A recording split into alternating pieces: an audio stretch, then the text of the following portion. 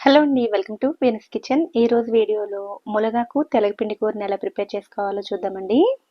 గోదావరి జిల్లాలో ఆషాఢ మాసం ఆదివారం రోజున ఖచ్చితంగా మునగాకుని తీసుకుంటారండి. అలా ఎందుకు తీసుకుంటారు, దాని వెనకాల ఉండే సైంటిఫిక్ రీజన్ ఏంటనేది మీకు వీడియోలో వివరంగా చెప్తాను.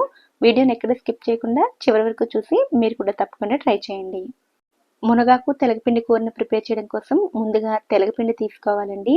నువ్వుల నూనె నుంచి నూనెని తీసేసిన తర్వాత మిగిలిన ఆ ముద్దనే తెలగపిండి అంటారు. ఈ తెలగపిండి ఆరోగ్యానికి చాలా మంచిదండి. వీటిని చిన్న ముక్కలుగా చేసుకుని మిక్సీ జార్లో గ్రైండ్ చేసి తీసుకోవాలి. లేదా బయట మార్కెట్లో ఇలా పొడి కూడా దొరుకుతుందండి. ఈ పొడితో కూడా ప్రిపేర్ చేసుకోవచ్చు. అయితే బయట నుంచి పొడి తెచ్చినప్పుడు మరీ మెత్తగా కాకుండా కొంచెం పలుకులుగా ఉంటుంది. ఇలా పలుకులుగా ఉంటే ఒక్కసారి మిక్సీ జార్లో ఇలా మెత్తగా గ్రైండ్ చేసి తీసుకోవాలి. నేను ఇక్కడ 1 కప్పు వరకు తెలగపిండిని తీసుకున్నానండి.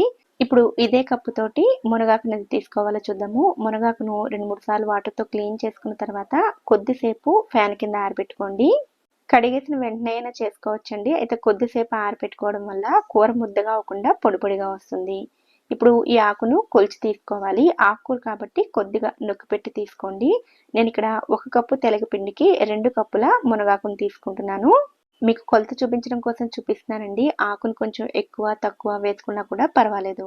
ఇప్పుడు కూరను ప్రిపేర్ చేయడం కోసం స్టవ్ మీద కడాయిలో 2 టేబుల్ స్పూన్ల నూనెను వేసుకోవాలి.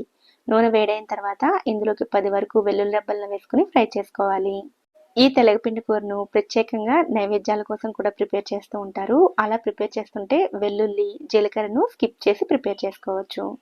ఇందులోకి 1/2 టీ స్పూన్ ఆవాలు, 1/2 టీ స్పూన్ జీలకర్ర, 1 టీ స్పూన్ శనగపప్పు, 1 టీ స్పూన్ మినపప్పు వేసుకుని వీటన్నిటిని ఫ్రై చేసుకోవాలి. ఇలా మునగాకు తెలగపిండే కాదండి, బీరకాయ తెలగపిండి, పొట్లకాయ తెలగపిండి, అలాగే ఉత్తి తెలగపిండితో కూడా కూరను ప్రిపేర్ చేసుకోవచ్చు. ఇవి ఫ్రై అయిన తర్వాత 3 పచ్చిమిరపకాయలు, 3 ఎండుమిరపకాయలు, 1 రెమ్మ కరివేపాకును వేసుకుని వాటిని కూడా ఫ్రై చేసుకోవాలి. ఈ కూర చాలా త్వరగా ప్రిపేర్ చేసుకోవచ్చండి. ఒక 10 నిమిషాల్లోనే కూర రెడీ అయిపోతుంది. ఇవన్నీ ఫ్రై అయిన తర్వాత ఇందులోకి మునగాకును వేసుకుని మునగాకు దగ్గరగా అయ్యేంత వరకు ఫ్రై చేసుకోవాలి. కొద్దిసేపు ఆరబెట్టుకుని వేసుకుంటే తడి ఉండదు కాబట్టి చాలా తొందరగా ఫ్రై అయిపోతుందండి. ఇలా ఆకంతా కూడా దగ్గరగా అయిన తర్వాత ఇందులోకి 1/2 టీ స్పూన్ వరకు పసుపు, 1/2 టీ స్పూన్ ఉప్పు, 1/2 టీ స్పూన్ కారం వేసుకుని కలుపుకోవాలి. ఇవన్నీ బాగా కలుపుకున్న తర్వాత ఇందులోకి ఏ కప్పుతో అయితే తెలగపిండిని తీసుకున్నామో అదే కప్పుతో 1.5 కప్పు వరకు నీళ్ళను వేసుకోవాలి. ఆషాఢ మాసం ఆదివారం రోజున మునగాకు తీసుకుంటే ఆయుష్ పెరుగుతుందంటారండి. అలాగే మన పెద్దలు ఏం చెప్పినా కూడా వాటి వెనకాల ఒక సైంటిఫిక్ రీజన్ ఉంటుంది. మునగాకు, తెలగపిండి 2 కూడా శరీరానికి వేడి చేస్తాయి. ఆషాఢ మాసంలో వర్షాలు పడతాయి కదండి. వర్షాల నుంచి వచ్చే జబ్బులు దరి చేరకుండా శరీరంలో రోగనిరోధక శక్తిని పెంచడం కోసం ఇటువంటి కూరలను ప్రిపేర్ చేసుకుని తీసుకునేవారు.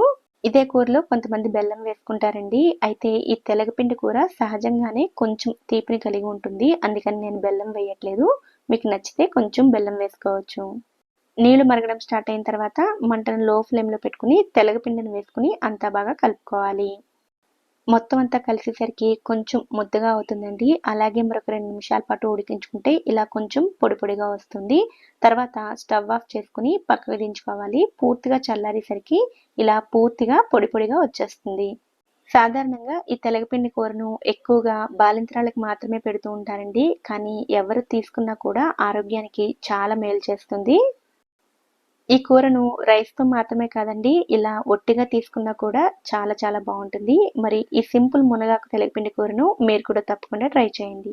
ఈ వీడియో కనుక మీకు నచ్చినట్లయితే వీడియోని లైక్ చేసి ఛానల్‌ని కూడా సబ్స్క్రైబ్ చేసుకోండి. నోటిఫికేషన్స్ మిస్ అవ్వకుండా ఉండడం కోసం పక్కనే ఉండే బెల్ ఐకాన్‌ని కూడా యాక్టివేట్ చేసుకోండి. Thank you so much for watching.